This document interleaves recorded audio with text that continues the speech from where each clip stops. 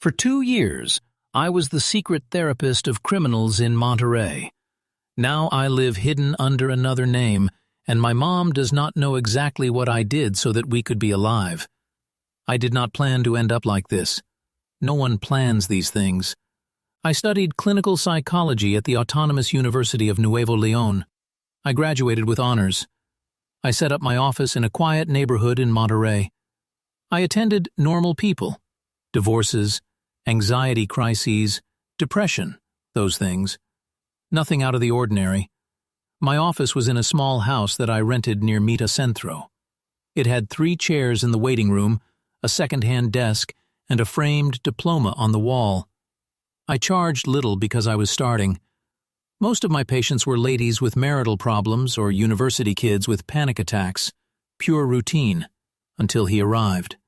It was in March of 2022, a Tuesday afternoon. He knocked on the door without an appointment. I was finishing reviewing some files when I heard the bell. I opened, and there he was. A tall guy, maybe in his 40s, well-dressed but not ostentatious. Light blue shirt, dark jeans, cowboy boots. He had tired eyes, very tired. He told me he needed to talk to someone, that he had heard I was discreet. I did not know where he had gotten my name, but I told him to come in. He gave me a false name from the beginning. I knew it because he did not even hesitate when he said it. I will call him Ramon for this, although that was not his real name either. He sat on the couch in front of me and stayed silent for like 2 minutes complete. I waited. That is how this works. You wait until the patient is ready to talk. He looked at the window, hands on his knees, breathed deeply every so often. Finally, he told me he did not know where to start, that he had never done therapy, that he did not trust almost anyone, but that he needed to get certain things out of his head because if he did not, he was going to go crazy. I asked him what kind of things. He looked me straight in the eyes for the first time.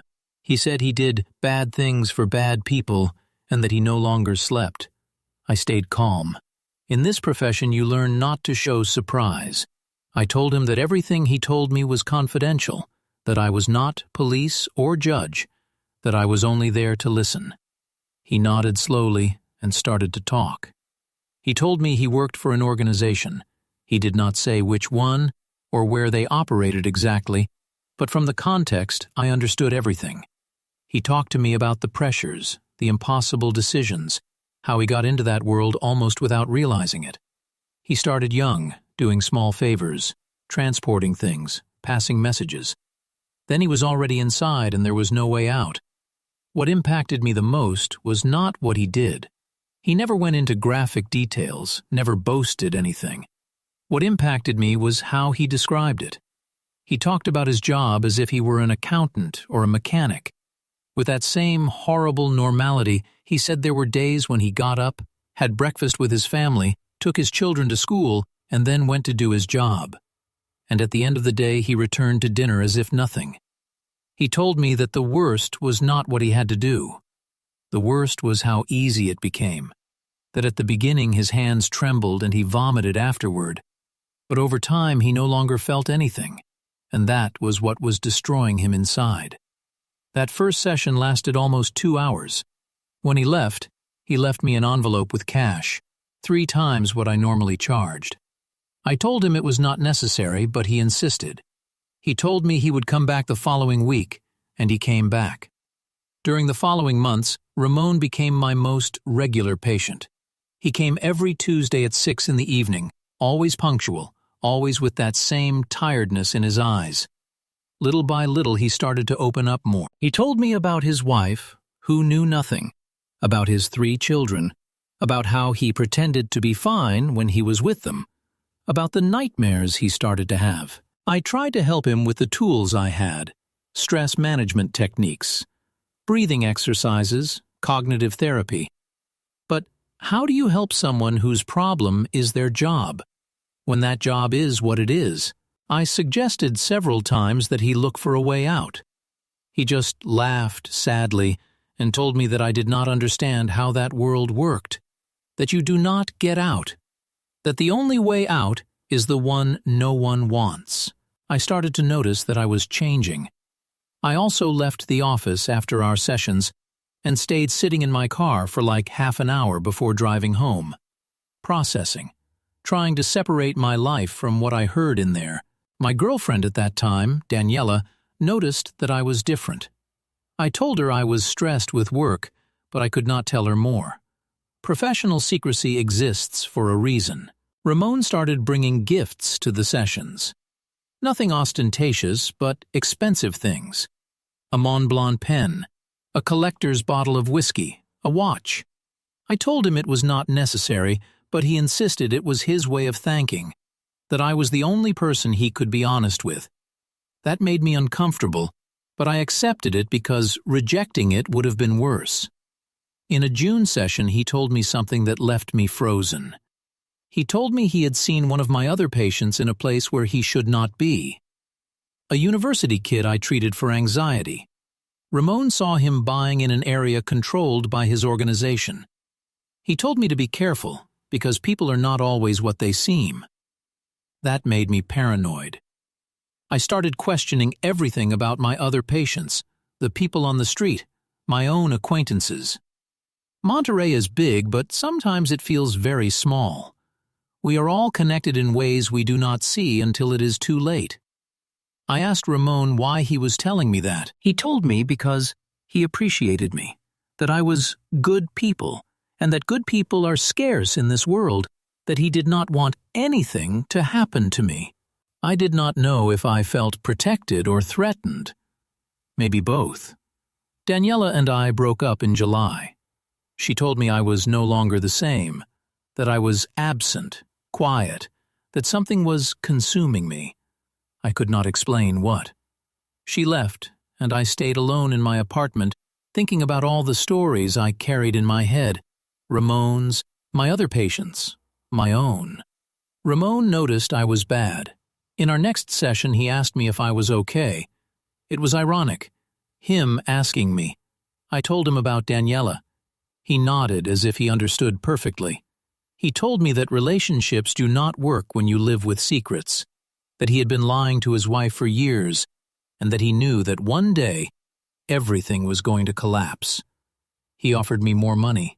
He said that if I needed a break, he could pay me a vacation, that I go to the beach, that I clear my mind. I rejected the offer. I told him I was fine, but I was not. I slept less and less. I started taking anxiety pills. Me, the psychologist, self-medicating. In August, something happened that changed everything.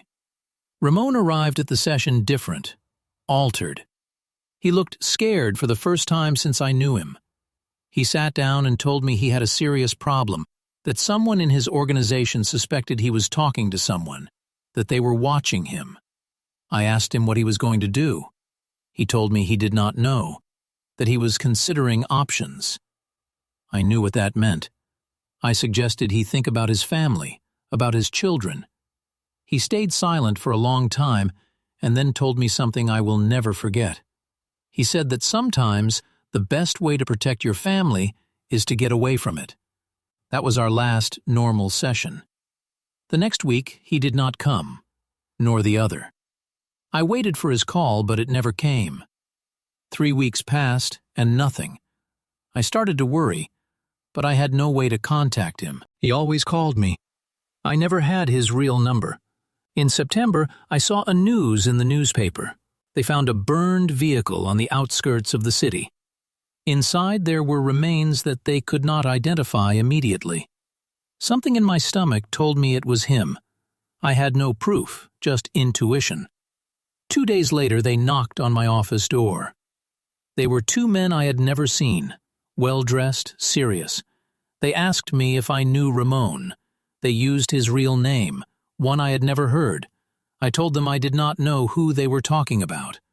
They looked at me as if evaluating if I was lying. Then one of them said that it was better that way, that sometimes it is better not to know certain things. They left and I stayed, trembling. I closed the office that day. I went home and locked myself in. I did not go out for a complete week. I was sure they were going to return, that something was going to happen. But nothing happened. The silence was worse than any threat. When I reopened the office, everything felt different. The patients kept coming with their normal problems, but I could no longer listen to them the same way.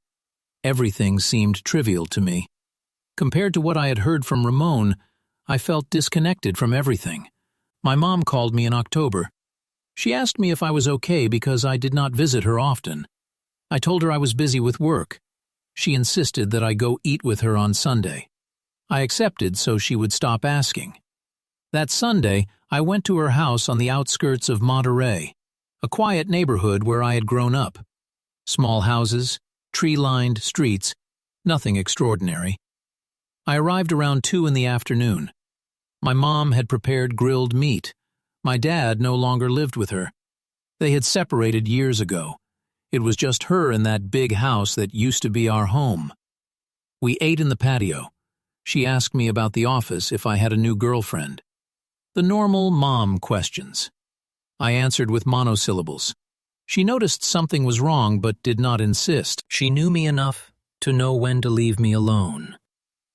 After eating, I stayed helping her clean. We were in the kitchen when we heard a noise outside, like a door slam. My mom looked out the window and turned pale. She told me there were some men outside getting out of a black truck. I went to see. They were 3 guys. They looked like any normal person, but something in their posture, in how they moved, told me they were not a friendly visit. One of them knocked on the door. My mom looked at me scared. I told her to stay in the kitchen. I went to open. The guy who had knocked asked me if I was the psychologist. I said yes. He nodded and told me they needed to talk. I went out and closed the door behind me so my mom would not hear.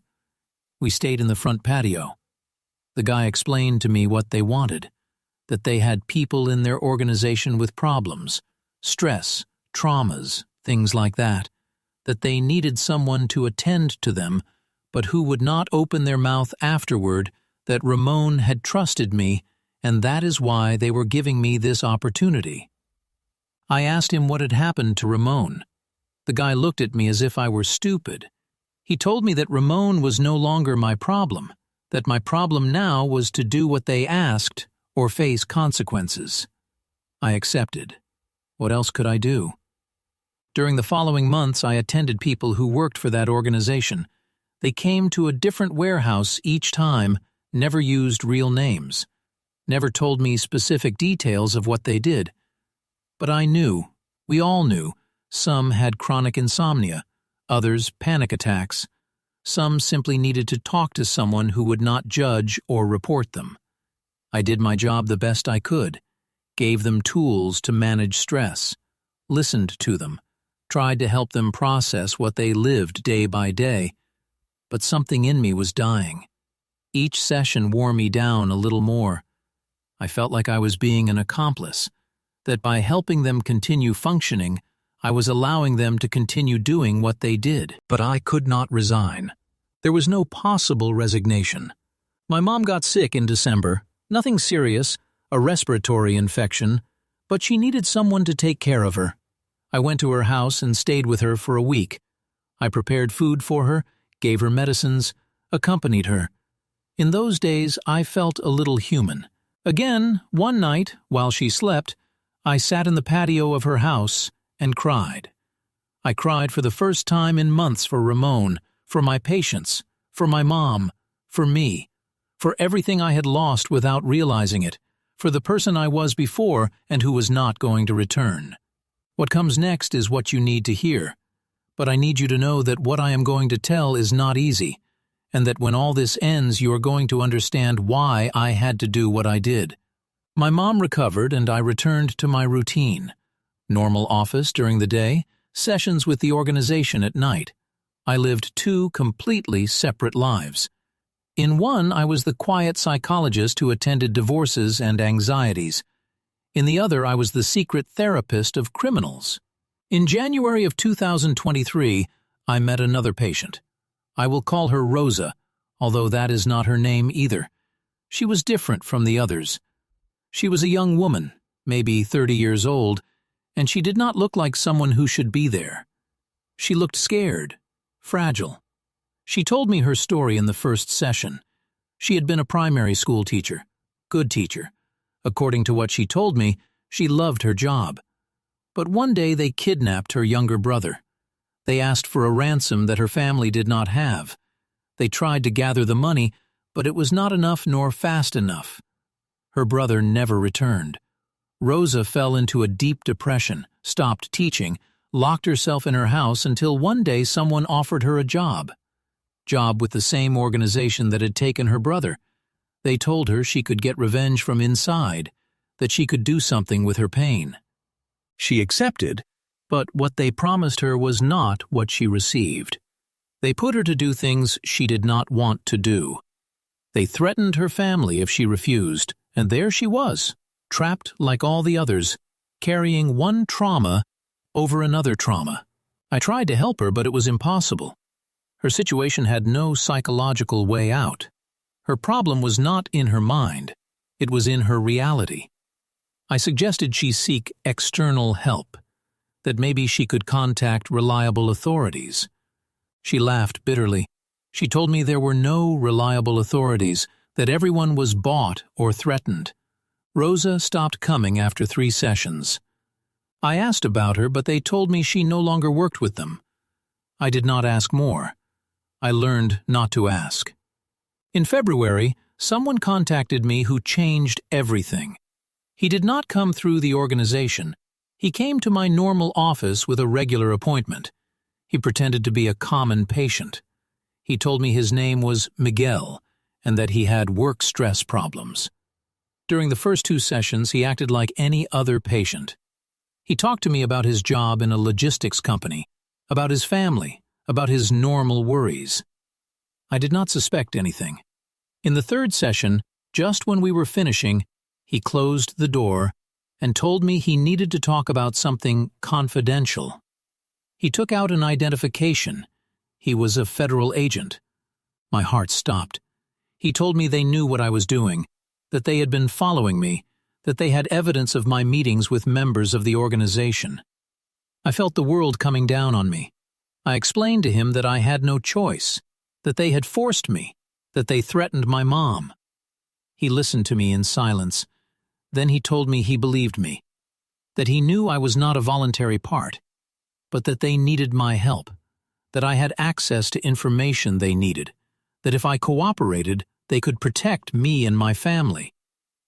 I asked him what they wanted exactly. He told me they needed me to pass them information about my patients from the organization, names, places, anything that could help them build a case. In exchange, they offered me protection and eventually relocation. I told him I had to think about it. He gave me 48 hours. He left, and I stayed in the office until midnight, trying to process what to do if I accepted and they discovered me. They would do something to me and probably to my mom too. If I did not accept, I was going to prison as an accomplice. There was no good option, only bad options. I called Miguel 2 days later. I told him I was going to cooperate, but with conditions. That they protect my mom first, that they give me guarantees in writing, that if something went wrong, they have an emergency plan. He accepted all my conditions. During the following months, I lived with constant fear. I continued attending the patients from the organization, but now I took mental notes of everything. False names they used, places they mentioned, connections between people. After each session, I met discreetly with Miguel and passed him the information. It was exhausting to live with that level of paranoia 24 hours, check my car every day in case they had put something, change my routes constantly, stop trusting any person I did not know from before. In May, they arrested one of my patients, a guy who had been coming regularly for anxiety attacks. They caught him in a big operation that came out in the news. When I saw his photo in the newspaper, I felt a horrible mix of relief and guilt. Relief because maybe I had helped stop someone dangerous. Guilt because I had betrayed the trust of someone who came to me seeking help. The organization started to suspect, not of me specifically, but that there was a leak. The sessions became more tense. Some of my patients stopped coming. Others came but talked less. They looked at me with distrust. Miguel told me that maybe it was time to get me out, that the situation was getting dangerous. I asked him for a little more time. I wanted to help get more people out. I wanted all this to serve for something. That was my first mistake. The second was believing I could control the outcome. In June, they summoned me to a meeting. It was not in the usual warehouses. It was in a house on the outskirts of the city. When I arrived, there were more people than normal, guys I had not seen before. Everyone looked at me in a strange way. The one who seemed to be in charge made me go into a room, told me to sit down. There was another guy standing in the corner, just observing. The atmosphere felt heavy. They asked me if I had noticed anything strange lately. I told them no. They asked me if any of my patients had told me something out of the ordinary. I told them no. They asked me if I had told anyone about my work with them. I told them no. The guy looked at me for a long time, then nodded and told me I could go, but to be careful, that these times were difficult and that trustworthy people were scarce. I left that house with my legs trembling. I called Miguel as soon as I was in my car. I told him to get me out now, that they knew something, that I could not continue doing this. He told me he was going to fix it, to wait for his call. The call came that same night. Miguel told me I had to disappear immediately, that it was no longer safe, to go get my mom and meet them at a meeting point that we would bring only the essentials. I drove to my mom's house. It was 11 at night. I knocked on the door insistently until she opened, scared. I told her we had to go, that I could not explain, but that it was urgent. She saw something in my face that convinced her. She packed a small suitcase in 10 minutes. When we left her house, there was a black truck parked at the end of the street. My heart stopped. I told my mom to run to the car. We got in and I started as fast as I could. The truck followed us. I drove without a fixed direction, taking streets at random, trying to lose them. My mom asked me what was happening, but I could not talk. I was focused on not getting lost, on not stopping. The truck stayed close but did not catch us. I called Miguel while driving. I yelled at him that they were following us. He gave me directions to get to a safe point. He said there were patrols on the way, to hold on a little more. I got to a main avenue full of traffic. I put the car between two buses. The truck got stuck behind. I took a quick exit and got to the meeting point. It was a parking lot of a closed shopping center. There were 2 federal police trucks waiting. Miguel was there. He got us into one of the trucks. My mom was crying, asking what was happening. I finally told her everything. At least, what I could tell her. She said nothing, just hugged me. They took us to a safe house, a small place barely furnished, with barred windows. They told us we had to stay there while they processed our relocation, that we could not contact anyone, that we had to disappear completely. We spent 3 weeks in that house, my mom and I, without television, without internet, just waiting. I asked her forgiveness 1,000 times for getting her into this, for not having left from the beginning, for all my bad decisions. She told me it was not my fault, that I had tried to do the right thing, that sometimes the world puts you in situations where there is no right option, only options that you hope do not destroy everything. Miguel came every 3 days to update us. He told me they had dismantled a large cell of the organization using the information I gave them, that several key people were detained, that my testimony was going to be important for the trials. He also told me there were orders against me, that the organization knew I had cooperated, that I was never going to be able to return to my previous life, that we had to accept new identities and move to another state, maybe to another country. I asked him about my other patients, the normal ones, the ones who had nothing to do with all this. He told me they had to close my office, that officially I had disappeared, that everyone thought something had happened to me. That broke me. Thinking about all those patients who depended on me, who trusted me, who suddenly were left without their therapist and without explanation. All those interrupted treatments, All those people I abandoned without wanting to. Miguel brought me new documents in July. An identification with another name, false birth certificate, invented work history. He told me that from that moment I was another person who had to forget my previous name, my profession, my entire life. They gave my mom documents too. She was going to be my aunt now. We lived in Guadalajara according to the official story. I worked in sales, nothing of psychology, nothing that would draw attention. They took us in a protected convoy to Querétaro. There they installed us in a small apartment in a middle-class neighborhood. 2 rooms, integral kitchen, living room, dining room. Enough to survive, not to live. The first months were the hardest. We did not know anyone. We could not contact anyone from our previous life. My mom cried every night, missed her house, her neighbors, her life. I felt completely empty. I got a job in a department store selling appliances. Me, who had studied 6 years of university, who had a master's in clinical psychology selling blenders and microwaves, smiled at the clients, explained the product features, closed sales like a robot. At night, I sat at the apartment window and looked at the street.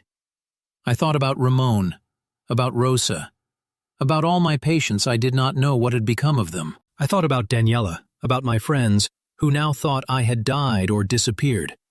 I thought about the person I was before, and who no longer existed. My mom tried to adapt. She got a job cleaning houses. She said she was fine, that the important thing was to be alive. But I saw in her eyes the sadness, the resentment. Although she never told me directly, I knew she blamed me, and she was right to blame me. In September of 2023, Miguel came to visit us. He said the trials were advancing, that my testimony had helped condemn several important people, that the case was being a success. He congratulated me as if I had won something. I asked him how much longer we had to live like this.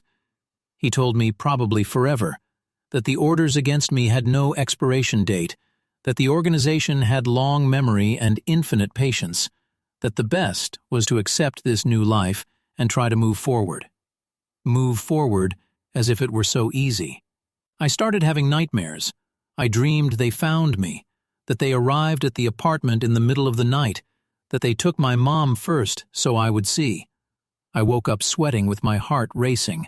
I checked all doors and windows. I went back to sleep. I dreamed the same again. My mom noticed. She prepared me linden tea before sleeping. She told me everything was going to be fine. But we both knew it was a lie. Nothing was going to be fine ever again. In October, I met a neighbor. Her name was Gabriella. She was a high school teacher. She lived alone in the next apartment. Sometimes we met in the hallway or in the parking lot. We exchanged polite greetings. One day she invited me to a coffee. I did not want to get involved with anyone. I did not want to risk them knowing who I really was. But I was also tired of being alone. I accepted. Gabriella was kind. She asked me about my life, and I told her the invented story that I came from Guadalajara, that I worked in sales, that I lived with my aunt because she had recently widowed. All lie after lie. We started seeing each other more often. Coffee on weekends, walks in the park, simple things. She told me about her students, about her problems with school bureaucracy. I listened and sometimes forgot for a moment who I was supposed to be. One afternoon she asked me about my family, if I had siblings, if my parents were alive. I told her the official story, only child, deceased parents. She touched my hand with compassion. She said it must be difficult to be alone in the world. I just nodded. I could not tell her I had a brother and a dad for real, but that I could not see them ever again. My mom noticed I was going out more. She asked me about Gabriella. I told her she was just a friend. She told me to be careful not to get too involved with anyone, that the fewer people knew about us, the safer we were. I knew she was right, but I was so tired of living in fear. In November, I received a call from an unknown number. I answered, thinking it was Miguel. It was a voice I did not recognize. He told me my real name, my name from before. My blood froze. The voice told me they knew where I was, that they had been waiting for the right moment, that I had hurt a lot of people with my betrayal, and that now I was going to pay. They hung up. I called Miguel immediately. I told him about the call. He said they were going to investigate, that maybe it was an empty threat to scare me, that I should not leave the house until he confirmed. I did not go out for a week. I missed work. My mom did not go out either. We stayed locked, waiting. Every noise in the hallway put us on alert. Every vehicle that passed the street was a potential threat. Miguel confirmed there had been a leak, that someone from the agency had sold information, that they had to move us again, to prepare a suitcase. Here I cannot finish the story yet, because what happened next was what changed everything, what turned me into something I never thought to be. They moved us to Puebla, another city, another apartment, another identity. This time more careful with everything. No close neighbors, no unnecessary social interactions. Just survive. My mom stopped talking to me. Not literally, she still addressed me for practical things, but the real conversations ended. I could see in her eyes the weariness, the tiredness of fleeing, the sadness of having lost everything because of her son. I fell into a deep depression. I could not get out of bed some days. I did not eat well. I lost weight, stopped taking care of myself. What was the point? This was not life. It was just existing, waiting for the inevitable to happen. Miguel stopped visiting us so often, every 2 months maybe. He said the case was closing, that soon they would not need us for testimonies, that we could live quietly. But there was nothing quiet in this life. In February of 2024, I woke up and my mom was not in the apartment. I looked everywhere. Her bed was made, her clothes were in the closet, but she was not. I called Miguel, frantic. He told me they were going to look for her. They found her 3 days later. She had returned to Monterey, to her house. The house that was no longer ours. She was sitting in the patio crying when the police located her. She told them she just wanted to be in her home, even if it was one day, even if it was the last time. Miguel told me she had been irresponsible, that she had put the whole operation in danger, that if someone had seen her, they could track her to our current location. I yelled at him that she could not take it anymore, that no human being could live like this. They brought my mom back. She arrived defeated, went to her room and did not come out for days. I brought her food. She did not touch. I talked to her through the door, but she did not respond. Finally, one day she came out, looked at me with a sadness I will never forget, and told me she wanted to die. That was the first time I considered doing what I did later. I could not continue living like this. We could not.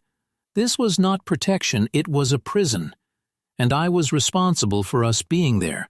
I started investigating on my own, using internet from cyber cafes, never from the apartment.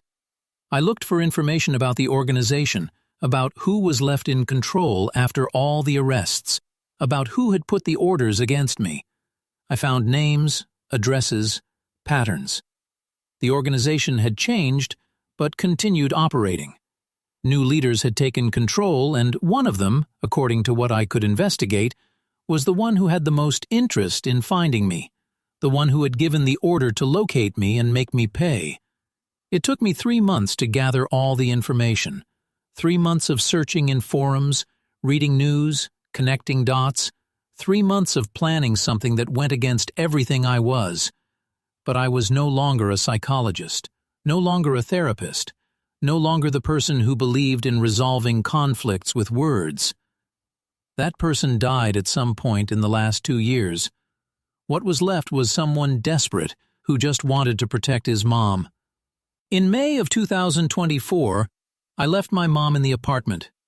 I told her I was going to get a job in another city, that I would return in a week.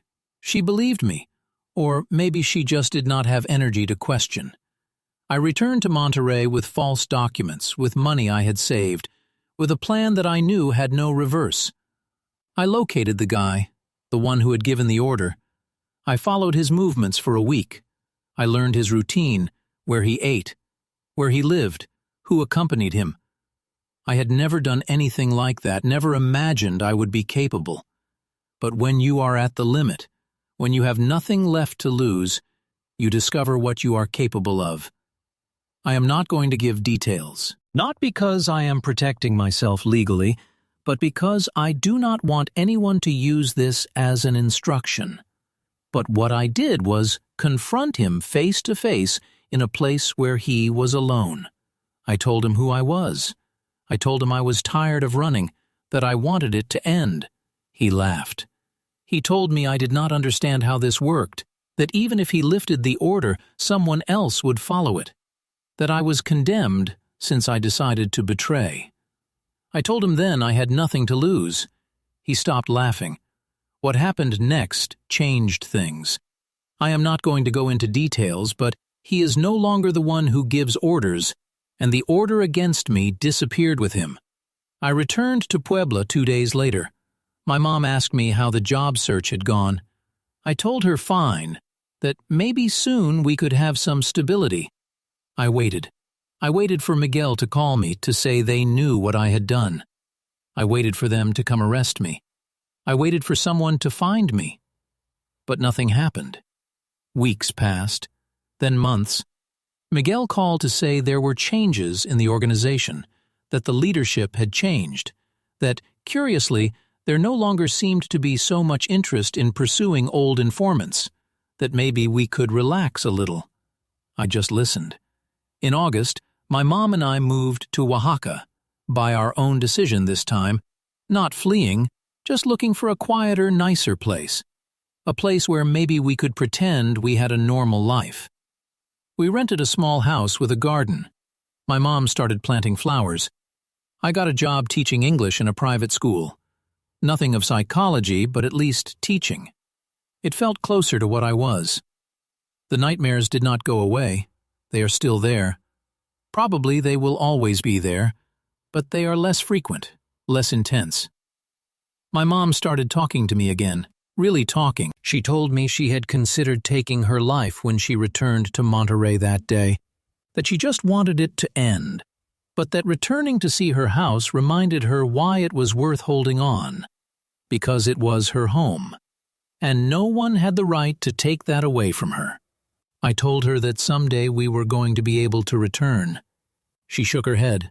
She said that home no longer existed, that we had to build a new one here, in this strange life that fell to us. I did not tell her what I did. I will never tell her. She does not need to carry that too. Gabriela, the teacher from Querétaro, looked for me on social networks last year, used my false name, sent me a message asking if I was okay, that she had missed me when I disappeared. I did not respond. It was better that way. She deserves a life without the complications I bring. Sometimes I think about all my patients, the ones from before, the normal ones, and the others. I wonder what became of them, if they found other therapists, if they could solve their problems, if some are still alive.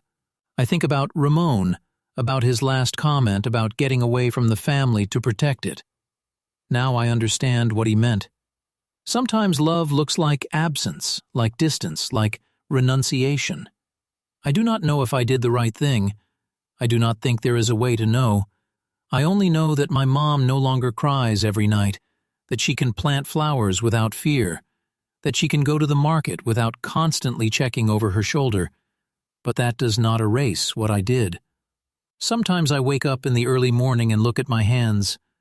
They are the same hands I used to take notes during sessions, the same ones that gave tissues to patients when they cried, the same ones that wrote diagnoses and treatment plans. But now they carry something different, something that does not wash off. My mom asked me a few months ago if I believed in God. We had never talked about that. She was raised Catholic, but stopped going to Mass after the divorce. I told her I did not know what I believed, that maybe before I did believe in something, but that now everything felt empty. She told me she prayed for me every night, that she asked God to forgive me for what I had to do to protect us.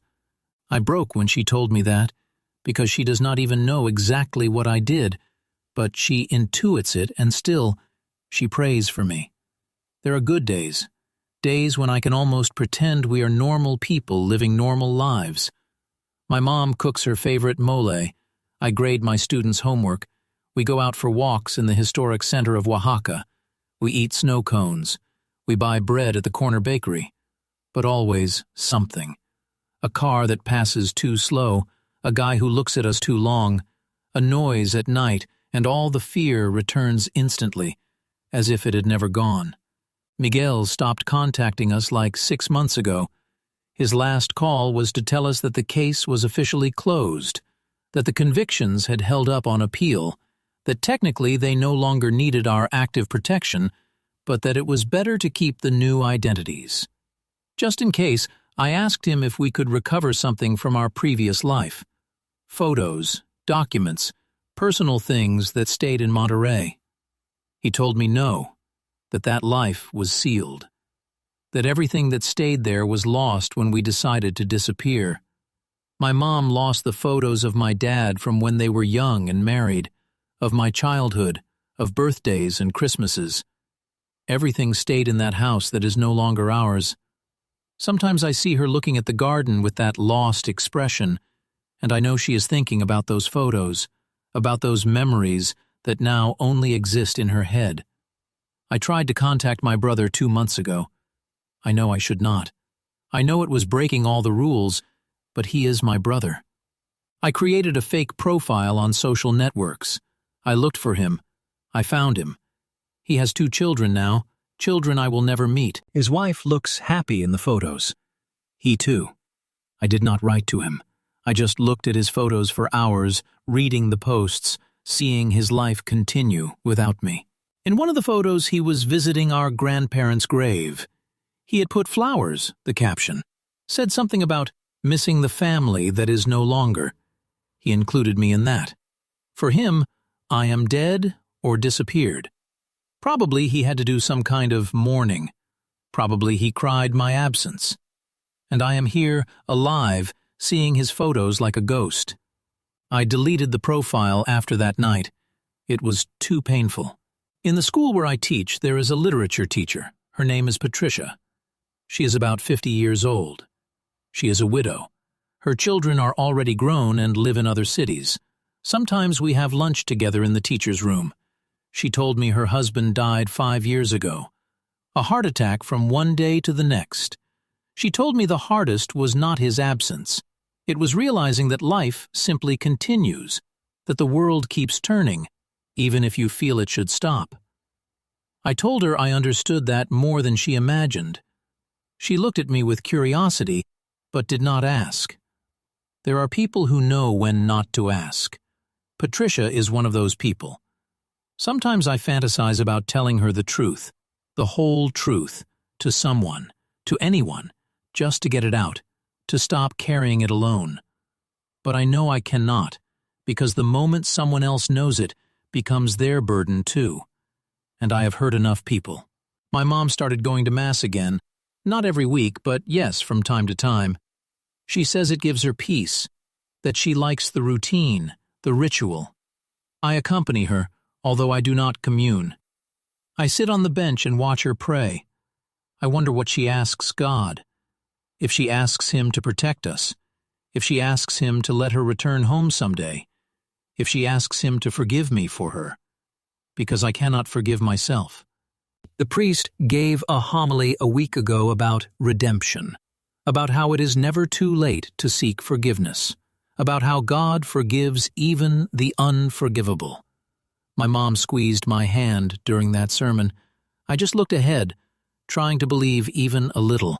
But how do you seek forgiveness for something you cannot even confess? How do you repent of something you maybe had to do? How do you ask for redemption when you know you would make the same decision if you were in the same situation? The students at the school appreciate me. They call me teacher. They bring me drawings. They tell me their problems. There is a girl, she must be about 12 years old, who always stays after class to chat. She tells me about her parents who are divorcing, about how she feels trapped in the middle.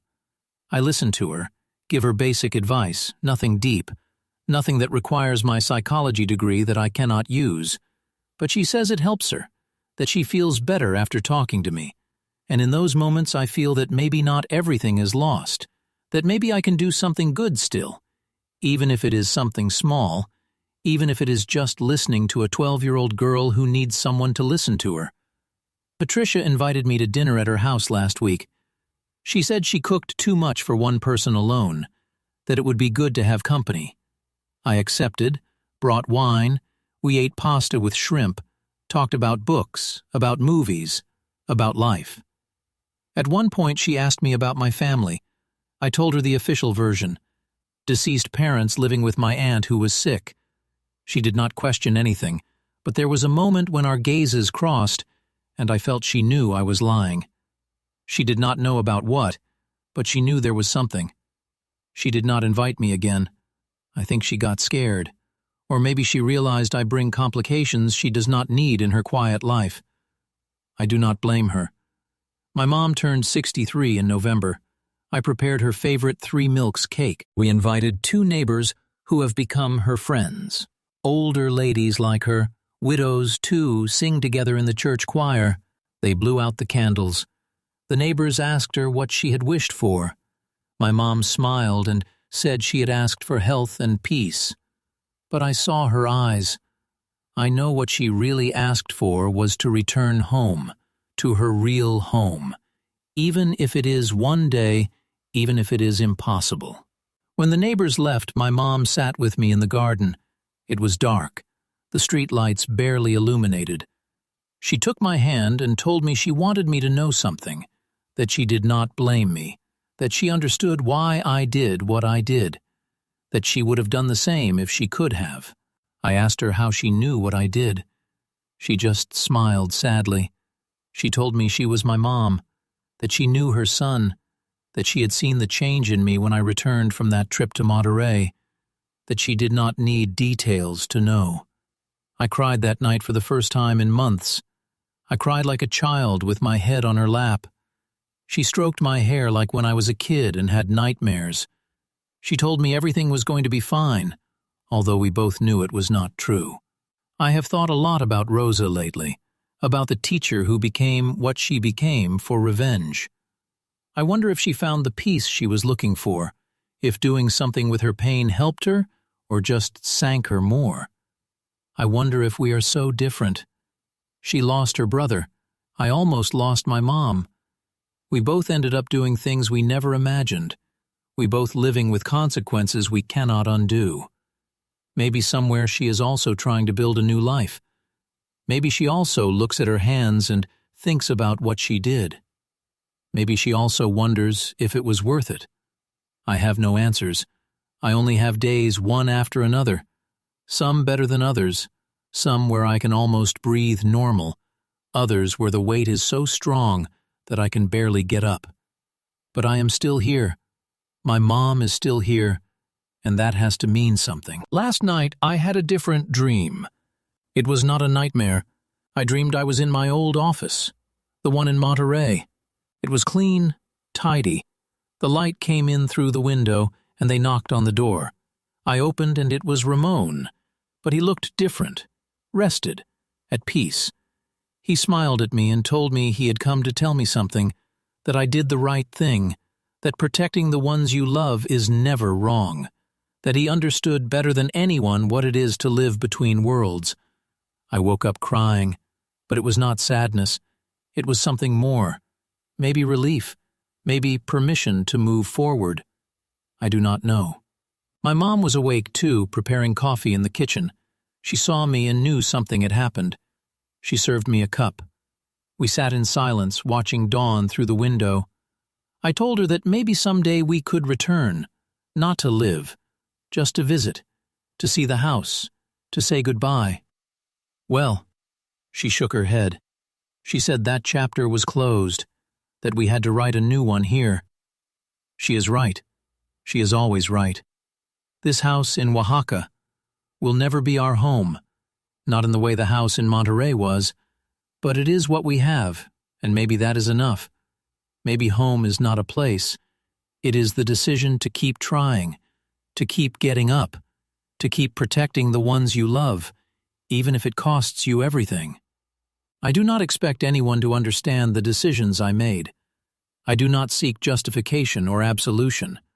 I just wanted someone to know that these things happen, that normal people end up in impossible situations, that sometimes there are no clean ways out, that sometimes there are only difficult decisions and consequences you have to live with forever.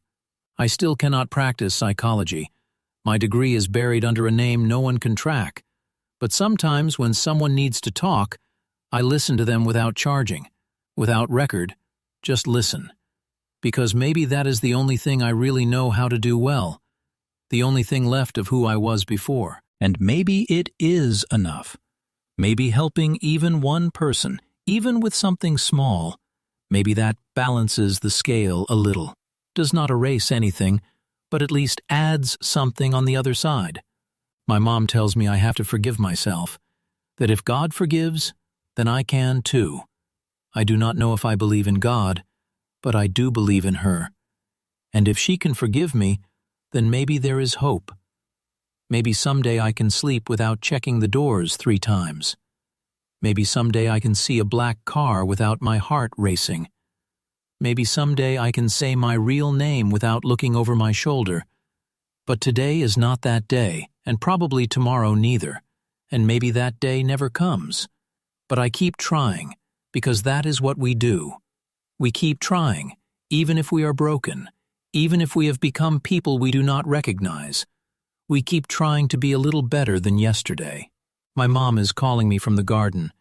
She says the bougainvilleas she planted are blooming, that they are purple, her favorites. She is asking me to go see them. I am going to go. We are going to stand together in that garden that is not ours, but that now belongs to us. We are going to see those flowers that grew against all odds in a land that is not ours, under a sky we did not know, and we are going to be fine. Not happy, not complete, but alive, together, and after everything that happened. That is more than many have.